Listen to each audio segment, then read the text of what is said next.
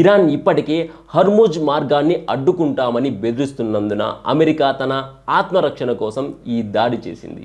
ఒకవేళ ఈ నౌకను వదిలేస్తే అది భవిష్యత్తులో అమెరికా లేదా భారత్ వంటి ఇతర దేశాల వాణిజ్య నౌకపై దాడి చేసే ప్రమాదం ఉంది.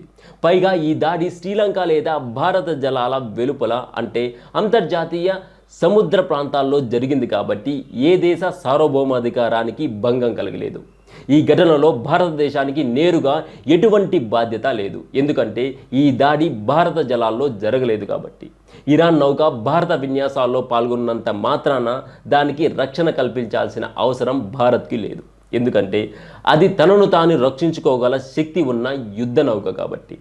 కొందరు దీనిని రక్షణ వైఫల్యంగా భావిస్తున్నారు, కానీ భారత నిఘా వ్యవస్థ ఆ ప్రాంతాన్ని 24 గంటలు పర్యవేక్షిస్తూనే ఉంటుంది.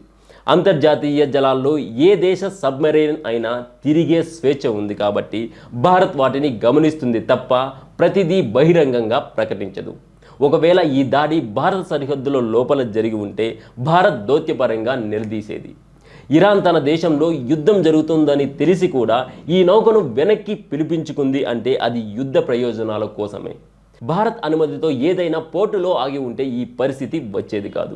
కానీ అమెరికా తన వ్యూహంతో ఆ ముప్పును ముందుగానే తొలగించింది. అందుకే భారత్ ఈ విషయంలో అధికారికంగా స్పందించలేదు, ఎందుకంటే యుద్ధ సమయంలో జరిగే ఇటువంటి పరిణామాలపై స్పందించాల్సిన అవసరం మనకు ఏమాత్రం లేదు.